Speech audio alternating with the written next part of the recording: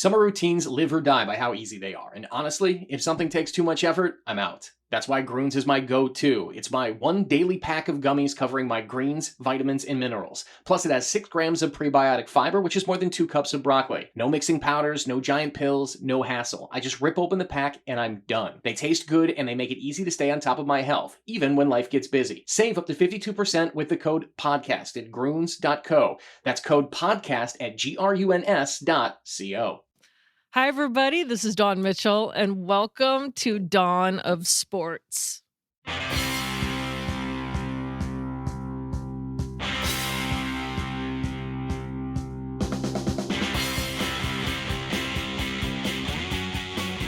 We have kind of a post-mortem to do on the Vikings. We also open up the can to look forward to the other teams now. We're going to talk some Timberwolves, Wild, a little bit, touch on what's coming up next, and kind of, I know we do have to still talk about the Vikings, but we also have Tracy Perlman from WCCO on, who will brighten your story with some hot stove information about the Diamond Awards. And she's also on loan out to CBS LA, helping the TV station out there deal with all the coverage of the wildfires and what she's experienced. So we'll have all of that. We've got the good and the bad coming up. That's right. This is Dawn of Sports. She's Dawn Mitchell from Fox 9. You know her well. We're so happy to have her here at TalkNorth.com. This is one of our many great shows at TalkNorth.com. Alex Haugen is our producer today. We're coming to you from the Aquarius Home Services Studios. We want to thank Rudy Luther Toyota, Minnesota Masonic Charities, and Natrium, Natrium.com. That's Natreum.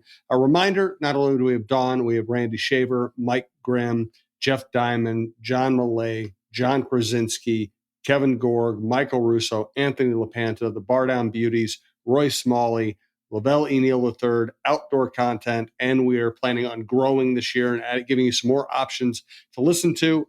If you like a show, please subscribe to it at your favorite podcast app. It's free. It's the easiest way to listen. And one thing I want to highlight here is Dawn has had a tremendous number of great guests through the time she's been on the network. And if you like the show, go back through the archive at TalkNorth.com. You'll find Mike Tirico, Jim Cott, all kinds of great personalities from all over the sports world. And we do try to, when we can, highlight women's sports and bring on strong women guests. Dawn's been great about that. Now, Dawn, let's get to the topic you probably are not looking forward to talking to that much. Oh, the post-mortem on the Vikings. You know, when I was going to the airport yesterday, I came back yesterday, and on Tuesday, or what? Yeah, Tuesday. Do you know what day it is, Jim, this week? I don't. With that Monday Night Football game? Wednesday. I'm going to go with Wednesday. Okay. Whatever day it was yesterday in my life, I said, I don't know how to. There's been years where you're just kind of relieved the season is over because it's a grind and you're exhausted. There's some seasons where you're just, the NFC Championship years, you're so really kind of bummed out that it ended the way it did, especially when there was Bounty Gate years ago. And I was kind of numb yesterday. That was the new feeling for me after all of these years covering the Vikings. Almost not stunned, like, wow, I'm shocked, but also not like relieved either. It was this no man's land of feeling as a professional that I wasn't quite sure happened. So I can only imagine how the players and management feel, maybe because all of the guys, every single one, are great guys on that team and they loved each other, just kind of seeing that bond and how it pulled them through. So I don't know. I'm still numb about what happened out in Arizona. How about you? I guess not. I went into the Detroit game thinking that the Viking, because of the state of the Lions defense, because of all the injuries, because the way that the Vikings offense was performing and the matchup, I think the NFL is a matchup league. I really thought the Vikings had a chance to win that game, set themselves up for a bye week and 2 home games. And I could see them at that point being a serious contender for going to the Super Bowl. And then the way they performed in Detroit, and especially the way Sam Darnold just imploded. Honestly, I went to Arizona thinking, okay, they're not going to win this game. And if they did, they certainly wouldn't go to Philadelphia and win. So I just had, by the time that game rolled around, my expectations were very low. and the Vikings failed to meet my very low expectations. Oh, I was thinking that that would be the slap in the face that they needed. Shake it off. Let's call that experience in the postseason for Sam Darnold, and that we would see the regroup like we saw after his 3 picks in Jacksonville. That's what I thought would happen, and that's the exact opposite of what did happen. And I don't know. When I always tell you that the worst locker room I've ever been in my entire career was that Bounty Gate locker room, in New Orleans, after a half hour of not letting us in to talk to them. Usually it's 10, 15 minutes, sometimes 20, it's going to be a little longer with a big loss, but it was at least a half hour, Jim. And we walked in there and they're all still in their uniforms, all sitting at their lockers, all, for lack of a better term, snot crying, like heave crying. Like you felt like, are we sure the locker room is open? That's how it was. That's not what we experienced going into the locker room down in Arizona, but it was a different kind of crying from the guys. And I don't know. I think that's probably what fed him for me. And then talking to Josh Metellus, and then especially so Harrison Smith. I think that's where the disappointment, the true disappointment from the team kind of came across to me. Because they know how they lost in Arizona. That's what I'm saying. These guys know. They know what happened. They know how the game went. And if you have a chance to listen, Harrison Smith talking about his teammates, I put it on Twitter. And also, I think it's on all of my social medias, how he spoke about the guys on the team just this past year. So here's this veteran who has been playing for a while, and how he spoke about this year's team. It's heartbreaking. And he's a stoic guy. If Harrison doesn't want to talk about something, that, Jim, he'd be like, nah, I'm not going to change the subject, but for him to talk about his teammates and Brian Flores, that's where, it's more than the game at that point, I think. I don't know how you feel about that. I guess, I honestly, this is a good place for us to discuss this topic, because I really think, the nature of our jobs and the nature of our personalities, I really think we come at these things from different places. That's probably a good thing. It's a more interesting conversation. And, part of your job is getting people on camera saying what they really think, expressing emotion, telling you what's going on, telling you how they feel about it. And, my role as a columnist, I was one of 5 writers from the Star Tribune in down there. We had 5 writers and 2 photographers and a videographer down there. And my job, is when we have a lot of people are like, Andrew Kramer and Emmy Laker and Mark Craig and Ben Gessling, they're all going around asking these questions and getting a sense of the emotions in the locker room. And it's kind of my job at my paper to be the person who stands back and says, okay, whatever going on in there, I'm going to write about this analytically and what I think of it and how I respond to it. And I spend more time listening to O'Connell and Darnold and the quarterback in the interview room, because that's where you can kind of get more into a breakdown situation. So, right. It's like I said, I think it's a good thing. You do your job very well. I try to do my job in my niche that I have in my newspaper. So I just think when I go into a locker room, I'm looking for a couple certain answers. I'm probably not going to get them. and I'm going to just try to find somebody who will kind of break down what happened on a certain play for me. And then I go listen to O'Connell. And so the emotions of it just don't hit me, and it's probably because I'm old. I've been doing it for a long time. I look more like as soon as we got to halftime of that game, I'm thinking, okay, well, they might not be able to keep many of these guys in the secondary. They need to fix the interior of the offensive line. They have these decisions to make in free agency. I'm just so analytical about it. I don't really even have these conversations. I'm glad you do, though. Yeah. Well, for us, we're supposed to peel back the curtain for the fans and the viewers, right, as to what's going on. And so we also talk about the game. For me, the facts about the game are the facts. So I can talk about that. And when I talk about the emotions of it, it's not my emotions. It's theirs. So I go in there thinking, wow, well, I know this team is close, but just to to be like, okay, like this is their lives, and a guy that's played, and this is just about Harry, played for so long, that I think sometimes when guys get to that age, they're removed a little bit, sometimes they're even checked out maybe. And to see a guy that's like basically played unbelievable amounts of football, has seen it all, to be that emotionally attached, I thought was really cool. So, and just to see the other guys and be like, like, we're not going to see this team. And we've heard that, Jim, over the years. Okay, it's going to be a different team. And we know that. I mean, we know the locker room is different. The field is different.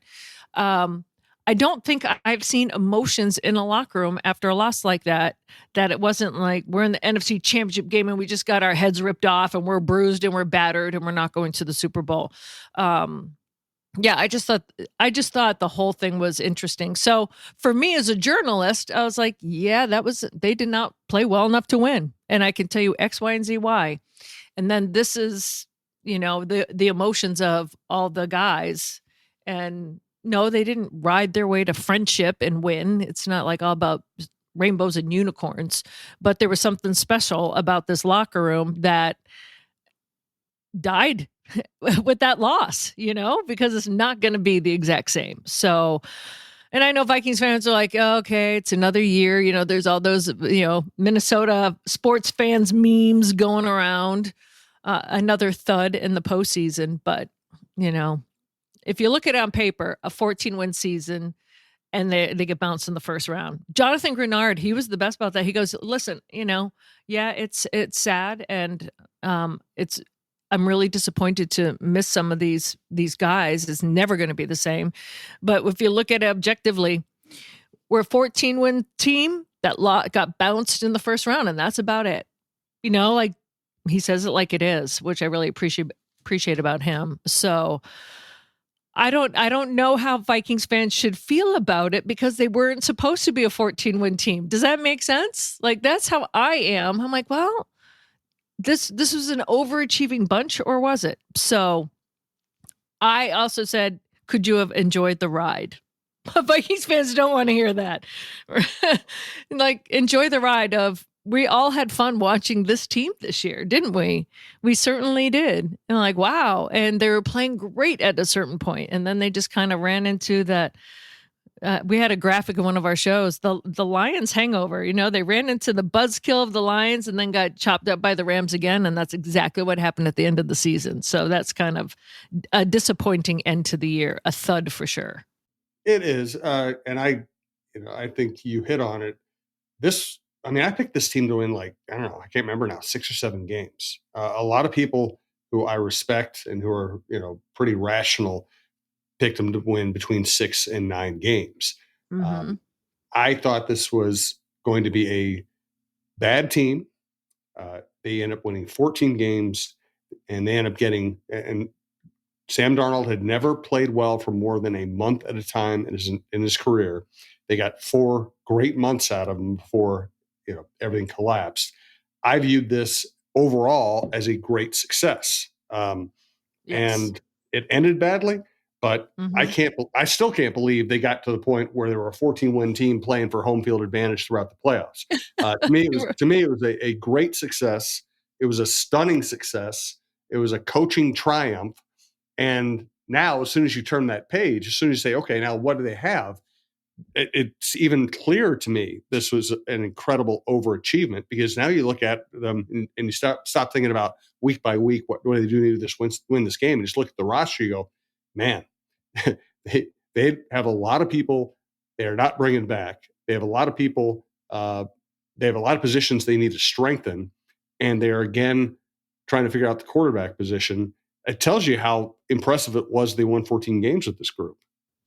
Yeah, I think I read something. I'm trying to look at the stat right now, but 45% of their snaps are from guys that won't be here next year, or at least unrestricted free agents. Probably won't be, yeah. It probably won't be. That's unbelievable. And it's interesting to note, on the offensive side of the ball, going back to the locker room, they're more frustrated. Justin Jefferson was very pragmatic talking to him. Someone said, well, what if Sam Darnold isn't back next year? He goes, I dealt with a new quarterback this year.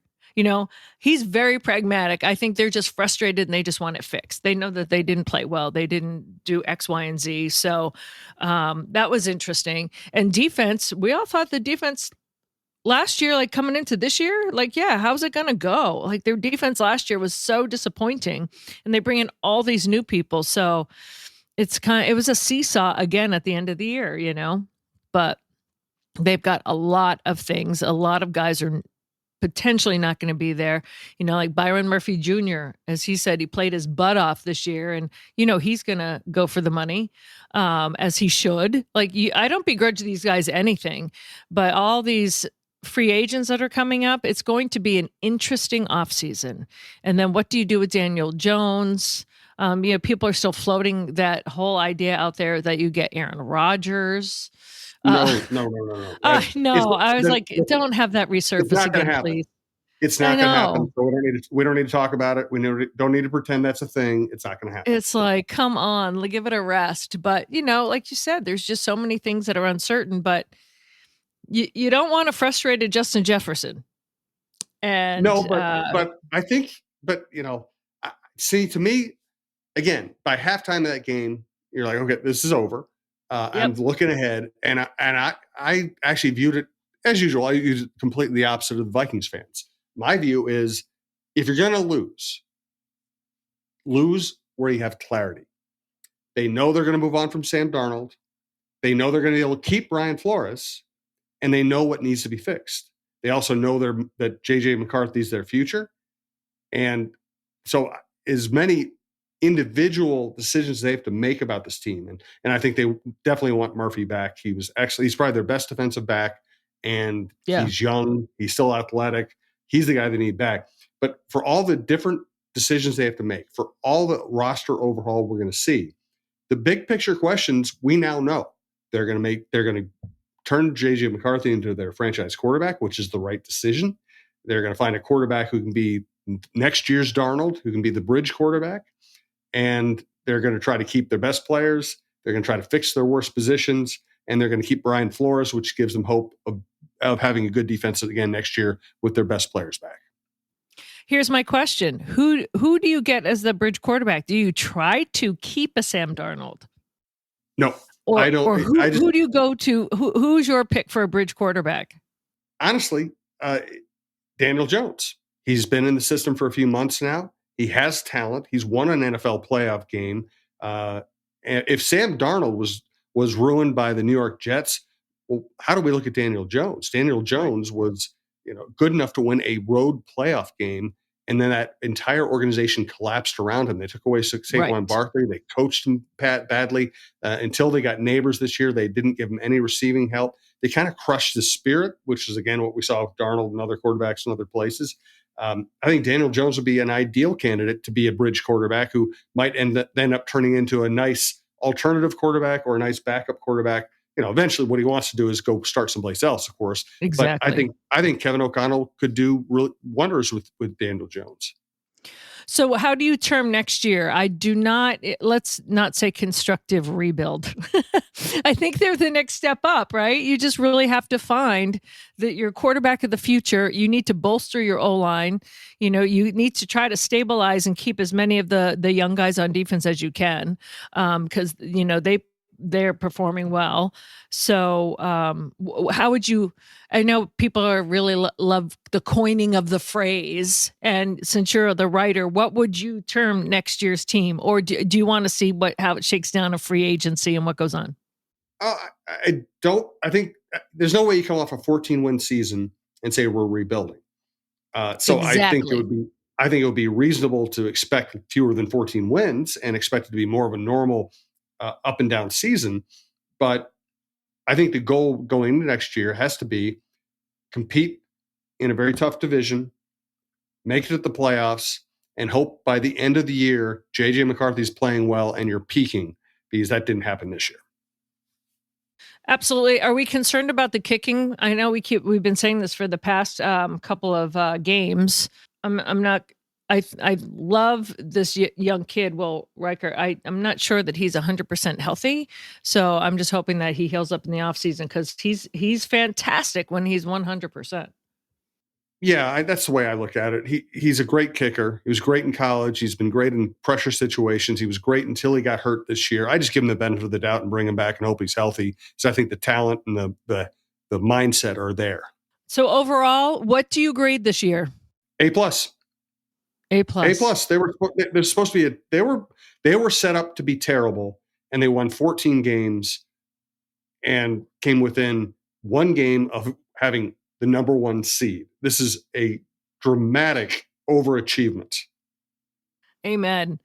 You know, it's so funny when you get report cards. I don't even know how they are anymore. But I would give them an A plus. But I also look at the effort, right? And you can't get any better than an A plus for effort. But because my mom would always be like, I don't care if you get an A. If your effort is a C, we're having words. You know, one of those things. You've seen teams like that, right? They have a great whatever, but it's like, they lucked out. Or like maybe when we talk about, KO's first 13 wins season where they lucked out, they won some of the games at the end that they shouldn't. They had a lot of issues even in that season. But I'm with you. I'm like, can people just, once the sting of how the game went down, I think if they lost very competitively on Monday night, Vikings fans would have a whole different feel right now. Like, if we lost by 2, they'd be frustrated. They'd be sad. But the way it went down, I think is what leaves the bad taste in the mouth. But I think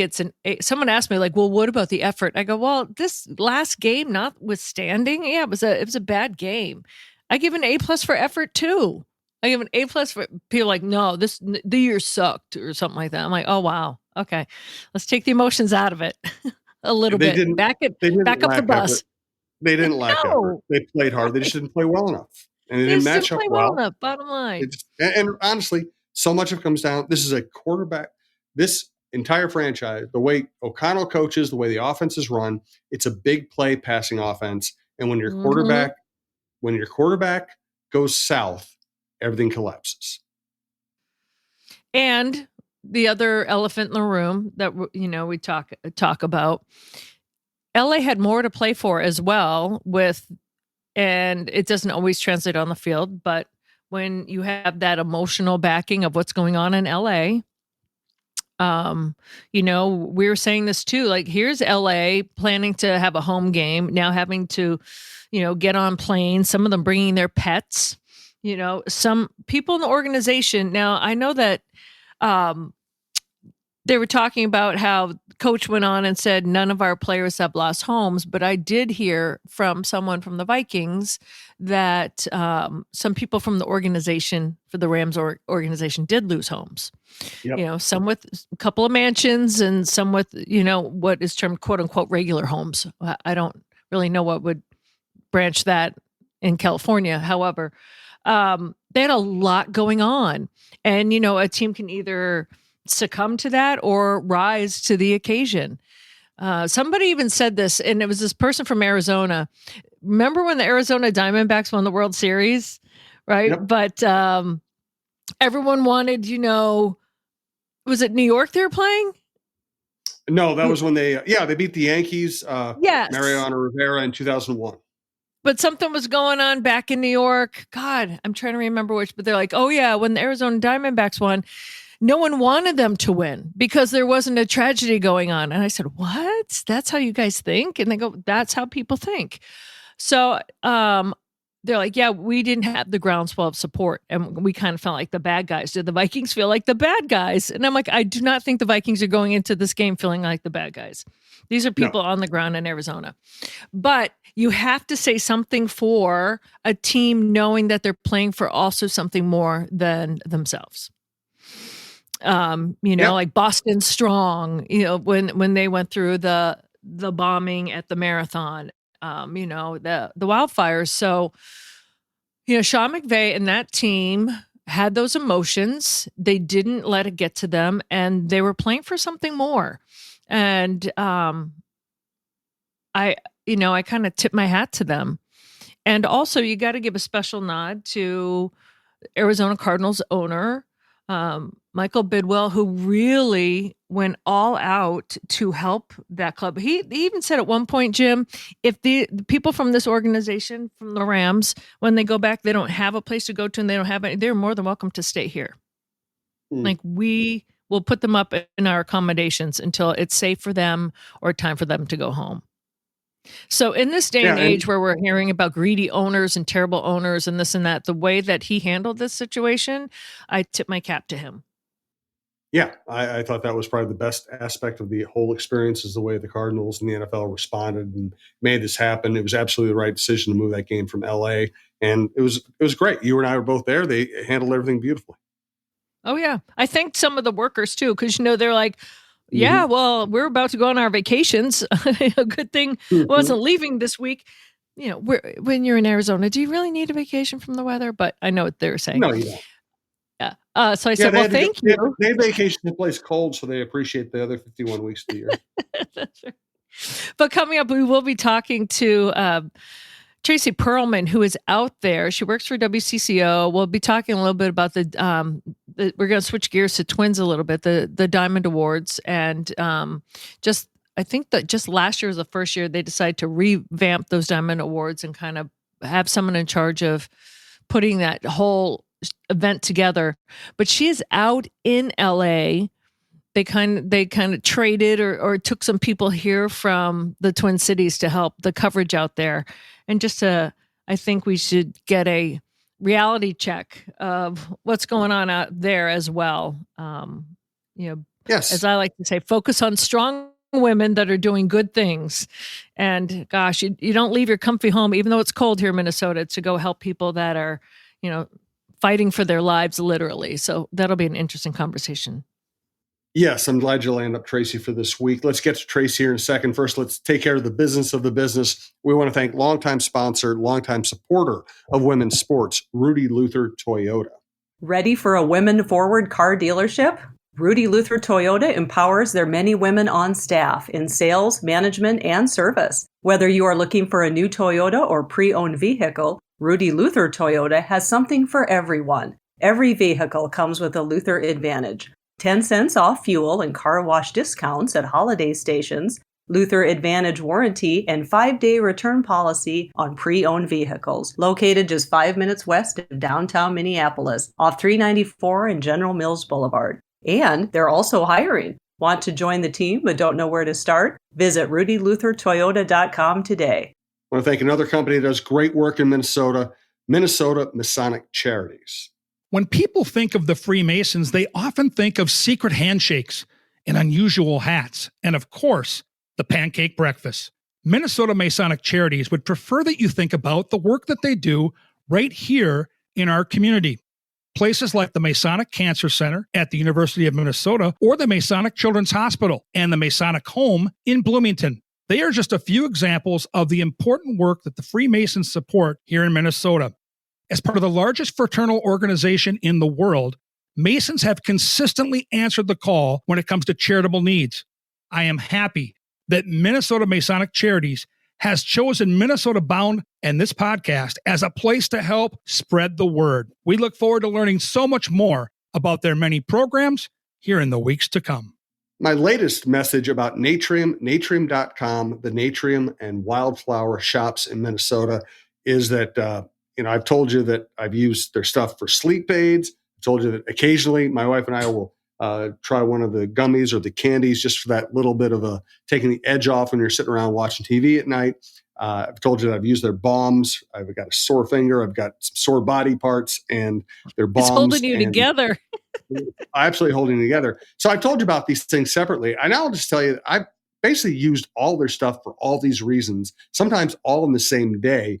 And the cool thing is they have so many different products with different ingredients and different dosages that I can do that because I can use the low dosage balm and I can use the low dosage sleep aid. I can use the low dosage fun, gummy or candy because, listen, I know some people, I have friends who take the high dosage stuff and it's, that's how, if they're going to have a fun time at night or watching TV or at a party or something, they will go ahead and take something that's pretty strong. and it'll hit them pretty hard and they'll have a lot of fun.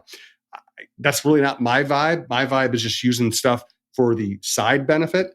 And the great thing is you can go either way, because if you go to a wildflower or Natrium shop, they can help you find the right dosage, the right product, the right delivery, whether it's a drink or a balm or an oil or a gummy or a candy, and they can help find exactly what works for you. So I highly recommend at least once going to a Natrium or a Wildflower shop, having them help you find exactly what you like, what tastes good to you, what's going to work in your life. And then you either keep going back to the Natrium and Wildflower shops. You can go to natrium.com. Anything you use, I recommend, because I've used pretty much all of it and it's all worked for me. Natrium, Natreum.com. Joining us now, Tracy Perlman, executive producer of news and sports over at WCCO. Not only are we going to talk Diamond Awards and kind of hit the refresh button, a little hot stove baseball talk, but we have to talk about something serious right now, because Tracy was basically taken over by CBS in LA to go out there and help with their coverages for the fires, which I can't even imagine being called into action literally for that. So Tracy, I know you're still in LA now. Excuse me. Yes. Thank you for joining us. Yeah, well, thank you guys. Yeah, a week ago, the fires started a week ago Tuesday. And right away, CBS decided to mobilize. And they said this is going to be a lot of resources and a lot on the staff out here. And so they rallied. There's 35 of us from across the country at different owned and operated stations: Boston, Baltimore, Denver, Chicago, San Francisco, Sacramento. And we're all out here helping and doing what we can to provide some reprieve to the staff that works here, the reporters, producers, directors, photographers, but then also help fill the information need. This is a big area that's that's been affected. And so there's a lot of information that we need to get out, and we're doing what we do, which is provide information and try to make people smarter and have information that they need, and then also keep them safe. I have so many questions for you when it comes to this. So on the professional side, I know that you've covered other things that are tragic and so difficult to even comprehend. To know that you're going into, a different neighborhood, a different state, but TV is the same. Has anything struck you this week since you've been out there where you're like, wow, okay, deep breath. And this is hard, and I have to do it for the people I'm working next to, because they may be losing their homes. They may be losing their pets or their families or something like that. Yeah, for sure. The first few days I was here, the desk I sat at in the newsroom at KCBS and KCAL was one of the nightside executive producers who had been evacuated. Her home is still standing. It's full of soot and ash and smoke. Her family's staying at the same hotel they put all of us out of towners in, just because they can't go home because it's not, that's just too toxic. So everybody here knows somebody who's been affected, and they're working long, hard days. And then you go home and you don't escape it. The thing that, I come to LA a lot. I have a lot of friends here. I feel comfortable jumping into different situations. But the thing I keep telling people, it's like going to a Target out of town. When you walk in, it's going to be familiar, but maybe the shoes are in a different area, or the toiletries and the pharmacy's in a different spot. So it's different but familiar. And at the end of the day, I know how to gather information and get it out. I know how to write a script. I know how to pick a soundbite and cut that video. What I don't know are some of these neighborhoods and some of the public leaders that are putting out information. So that's where it's been a little tough, but everybody here has been so grateful and gracious and so helpful. I've really made myself at home over the last week out here, and they're flying us home today. We've got some fresh people coming in to take over and help out. It's going to be a really long road to recovery. The coverage has reminded me a lot of when we were covering the George Floyd unrest in the Twin Cities, where you just don't know what each day is going to bring, but you're going to do your best that you can. And among the signs of devastation and the heartache, there's a lot of signs of hope and community and positivity. And That's the stuff I've been really clinging to. You see images all day long of destruction and fire and people losing things and sadness. And I think at one point I had a friend that was out there on business as well. And I'm getting pictures from all of my friends out there, like the view out their window, whether it's not affecting them, it's still affecting them because they're witnessing it. They're seeing it. It's so vast. How do you step away from that every night? And how do the people in that newsroom out there step away from it?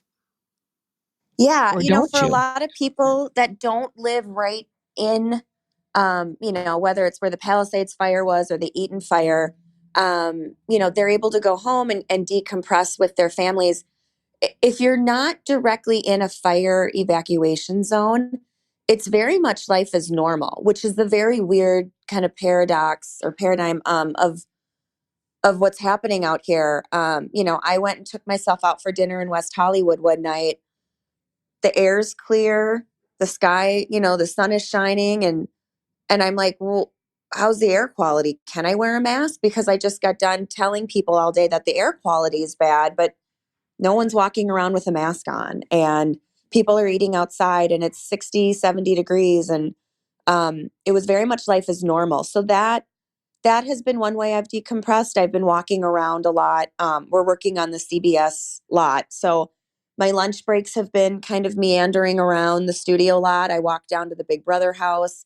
Seinfeld was shot on this lot. The Newhart was shot on this lot. So I kind of walk by and peek at some of those signs and listen to some music. But then you go home at night and it's mentally exhausting. Mm-hmm. And so I've just been watching TV and reading a lot and just kind of hanging out in my hotel room, which is a nice change of pace, sometimes. Yeah, you don't have that luxury when you're home, do you?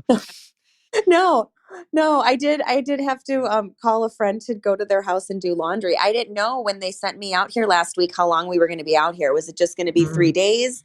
And then they were like, hey, let's have you stay a week. And so I have to go buy a sweatshirt. I needed to, wash my socks, and I needed to change my shirts. And so just some very like first world problems that we were all kind of laughing about, because I'm like, hey, I'm here again in my green t-shirt. Good to see you guys. When you just mentioned something that kind of hit a chord with me. So during the George Floyd riots, where I live is not, well, in Minneapolis, everything is close by. And we're at the TV station, and it's all hands on deck, and you're seeing what your news reporters are going through, and so it was the fires. It's the first night where it was all of everything was burning, and it's just so emotional and it's so scary.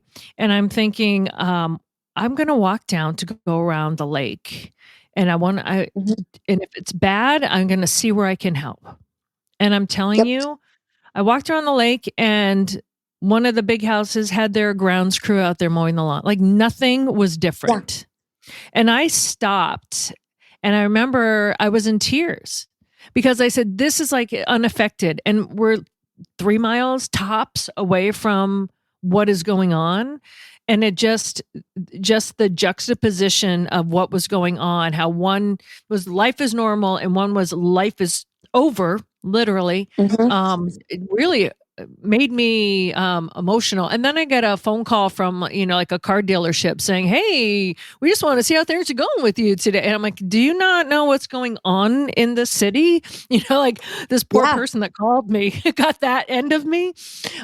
It's weird too. And then the next days, then you find your way. But that first moment where it hits, where you're expecting this and you're feeling for all of these stories that are coming out of this tragedy, and then you have just that stark difference. It's unsettling, isn't it? Yeah, it was so surreal. When we flew in Thursday morning, the skyline was so hazy. You really couldn't see the ground. There was smoke. It wasn't, we flew in during the day, so I didn't see any flames, but the smoke was definitely there. The air quality was bad. I had a headache instantly, and we went right into the newsroom, and so you're kind of thrust into the middle of all of it. And then the next day the wind shifted, and the sky was clear where we were. But there's still fires. There's still hot spots. The crew is still coming back, smelling of soot and ashes. And it was really weird. We went to a restaurant, in between the station and the hotel, and they had a little collection site in the front door. But again, it's, there's a cute little grocery store next door, and people are grabbing their kids and they're getting treats and they're doing their thing. And so you kind of forget. And then we went into the weekend, and that weekend we saw so many signs of community, a huge outpouring of support. And that's kind of what I think tied this community together. Unlike a lot of other big cities, Los Angeles is really a bunch of suburbs all kind of smashed together. And so if you're in Studio City, you're probably not going to Santa Monica a lot. They're not going to the beach a lot, or you're not going to West Hollywood or downtown LA, or even further out into like the IE, the Inland Empire, which is my new favorite area that I've heard of. And so, you're not going there. And so if it doesn't affect your neighborhood, it doesn't affect your neighborhood. But at the same time, there's such a pride of being an Angelino and being from here and knowing somebody who's lived there and is going through it. So there was this huge outpouring of support, and to the point where a lot of nonprofits that we were talking with said, please stop dropping off stuff. We can't organize it. We have too much. We don't have the space, but we need your money.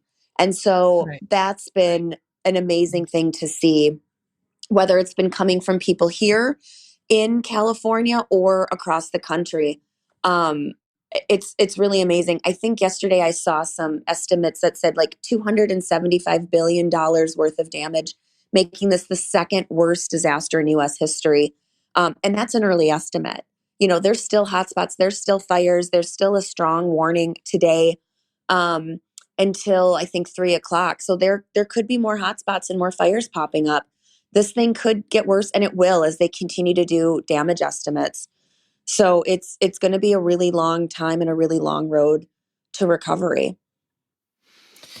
Well, before we starkly switch gears, I do want to send out my thank yous to crews like yourself that in the station getting the information out, to the reporters that are going out there. They don't know what they're braving. To, of course, the first responders. The firemen are just heroes. Just the stories that you see coming out there, the emergency people, the personnel, everyone on the ground. It's amazing to you see it time and time again. Who are the people running in when most people are running out, and those are the heroes. Yep. So I just want to say thanks to all of you out there that are doing that. Yeah, there have been incredible signs of bravery and heroism and humanity. And working in news, we all listened. Like we're listening to a podcast right now. We listen to podcasts. We search social media. We read the paper. There can be a lot of divisiveness, and right now to see kind of the best of humanity is amazing. And it's a feeling I hope we can keep and cling on to for a while, because it's going to be a while out here for sure. And I'm really proud of all the work that my colleagues are doing, whether they're CBS, Fox, ABC, NBC, and beyond. People are doing a really great job of reminding everyone that these are human stories and these affect people. Everyone can understand what it would be like to lose their home. It's not just a place of possessions, and pictures and paperwork, but it's the place that you go to relax and unwind. It's a safe place. And there's so many wonderful memories tied to homes that's really where it hits me. To help kind of pivot us out of this, the way that sports teams and companies are coming together and really leading the way has been incredible. And so I think, at times when we see really hard times come, you need those forms of entertainment, whether it's, a TV show or like we were saying, a podcast or a sports team. We rely on them to help get our mind off of things. And they're also stepping up for their fans who have been there for them. So it's really incredible to see that as well. Yes, and I love also seeing the stories of the dogs that are emerging from the rubble and the Yes. and the signs of hope and love. So I hope we see more of those coming in the Yes, next I few wanted days. to just add some levity. Yesterday, David Schumann, who's a WCCO reporter, has been out here. He went to the Pasadena Humane, and they said, we actually don't need fosters. We're holding a lot of these pets. We're fostering them for families who had to evacuate and can't take their pets with them for whatever reason. And so I was like, David, just come back with another dog for me, and I'll name him Malibu, or her Malibu, and I'm just going to call her Boo, and she's going to be my fire dog. But they had no pets to give out because they're they're holding on to them for families. So Oh, it's incredible. Yeah, I was going to add see, one thank to my you. home. Yeah. I'm patting my heart right now. Like, Mhm. that's something you wouldn't think of, but people will definitely Yeah. need pets. Yes. Yeah. Talk about the pivot, the hard change. You have so many things going on where you're dealing with life and death, literally, but at the same time, while you're out there, you're working on the upcoming Diamond Awards. And some people, they might say, "Oh, why?" But we need to talk about something different, And also, Vikings fans need to look forward to something. Yes. We're looking towards the Timberwolves and the Wild, yes, but also, there's some rite of passage when spring training for the Twins is around the corner, but also the Diamond Awards kind of set that out. Can you tell us what your role is on the Diamond Awards? And I know that they changed last year, so it was more fun and you kind of changed things up. So what can we look forward to on that? Yeah. So the Diamond Awards, this is the 20th annual Diamond Awards. And it is the Minnesota Twins kind of celebration of the last season in partnership with the University of Minnesota. So it ties back to the Twins and as well as a lot of neurodevelopment, a lot of neuro diseases that the University of Minnesota is able to work on. And it's something that's really important to me. I had a very close friend of mine. His name is Mike Winston. Was diagnosed with ALS at the age of 24, and he passed away at 29, which is really young for anyone to pass away, and especially from ALS. But one of the things that I'm most proud of is to be able to continue to share his story and to be able to contribute to research and development because that was something he was very passionate about. And as you know, Dawn, I am also a huge Twins fan and Yes. passionate about baseball. So being able to put both of my kind of like loves and passions into one event has been really rewarding for me. And yeah, the Diamond Awards, it's not your normal awards banquet. I'll say that. If you love baseball, you got to come out and come see this event. It's at the Armory, downtown Minneapolis. We moved it there last year, and it's a fun, big, beautiful event. The baseball players that are there, who won some of the awards, and we can go through that, are there. So you get to meet the players. You get to have that little touch of like spring and summer, and it's like around the corner, some hope. And then we celebrate, the players and the season that was and the season that will be, along with the developments that the U of M is making in 5 different neuro diseases. And it's ALS, which a lot of people know as Lou Gehrig's disease. He was, of course, a Yankee great. Ataxia, muscular dystrophy, multiple sclerosis, and Parkinson's. And so it's one of those things that I'm so proud of the work that they've done. We've raised over $6 million over the last 20 years.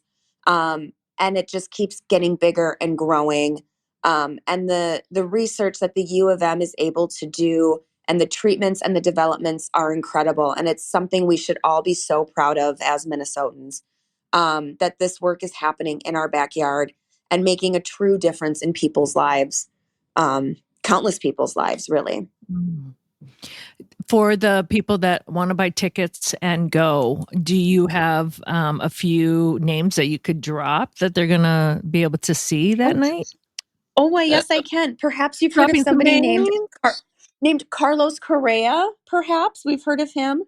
Yes. This should come as no surprise to anybody. He won the Bob Allison Award, and that goes to the Twins player who exemplifies determination, hustle, tenacity, and competitive spirit and leadership. And really, is there anybody else on the Twins who fits that description? This is his third year winning this award in a row. So Wow. that just tells you, he came in and the immediate impact he has had on and off the field. He will be there. Last year, he had a blast. It was so fun. I had some friends that were there and they were like, oh, I got to meet Carlos Correa and I got to take a picture with him. And he was so nice. So he will be there. Royce Lewis won the Nice. Outstanding Community Service Award. So the thing that I love about Royce is obviously he's an amazing player, and we know how much and how important he has been to this team in the infield. But then to also celebrate the work that he's doing in the community and how much he's embracing it. Last year at the Diamond Awards, it was his first time. He was so blown away by what was happening and how generous people were. He leaned over to his fiance and said, should we do a match? And they were like, okay. Wow. And he went up on the stage and said, I'm going to donate tickets, a jersey. I can't remember what else, but autographs, all this stuff. And they were like, okay, we're going to auction it off. And he just up and did it out of the goodness of his heart because of how much he believed in what was happening. So that's really cool. Wow. Cole Sands will be there. He was a right-handed pitcher. He was on the opening day roster last year and then spent the whole season in the bullpen. He was named the most improved Twin. And I remember last year, I think it was Ryan Jeffers who won it. And we were laughing because he's like, it's cool to win an award, but was it like because you weren't great, or like, hey, they saw a lot of improvement? Like, that's a weird one to take, but You I think it's used cool. to And we all, be not as good right. as you are Like, now. yeah, but like you really did. And I was like, no, it's like you don't always see the progress, right? Because you're in the middle of it. But to Exactly. know that like we're seeing improvements in the bullpen, like I'm gonna take that as a win, Yeah. And so that was really cool. Carlos Santana will be there. He won the Jim Cott Award for Defensive Player of the Year. And so that's always really exciting. Griffin Jacks is also going to be there. He was the Twins Pitcher of the Year. And then like, how much do we love Willie Castro? And Oh my how, goodness. All of I these mean, names. I know, it's so fun. And so Willie won the Most Valuable Twin Award, which I think is super cool. And he's also the first player in the American League and National League to play in at least 25 games in 5 different positions. So like, Wow. definition of a utility player. 2 other names that are going to be there, or 3 other names. Ryan Jeffers, again, won the Media Good Guy, which we all know. Win or lose, he's going to be there. He's going to help us out. And then they also do Upper Midwest Player of the Year. And this is cool because we get to recognize somebody who's from, either Minnesota, the Fargos, Iowa, who's making an impact on the game. And it's Matt Strom, who is from North Dakota. I believe he plays for the Phillies. He's a relief pitcher. We're also going to have Torrey Hunter in-house, who's always a party. He's winning the Kirby Puckett Award for Twins Alumni and Community Service. And so again, it's just so important, for these guys. They know how much the community loves them. And then, of course, we cannot forget the big Pumbaa of them all is Ron Gardenhire, who is winning the Lifetime Achievement Award. And how much do we love Gardy. 13 years he was with the Twins. He is such an important person to this team and to this community. And so to be able to celebrate him is really, really fun. And he's going to get up there and give a phenomenal speech. And it's going to have us all laughing.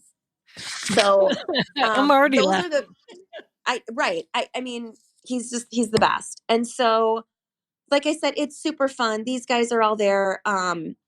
Since I'm on the host committee, I will tell you that we have really, really good food, which is important when you go to an event.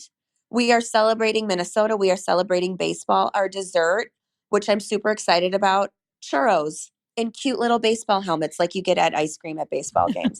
So it's not a stuffy event. This is, you'll dress up and you'll get to meet the players, but like, it's a really fun event that makes you feel really good about the community and the team. And again, the work that the U of M is doing to support families with all these neuro diseases.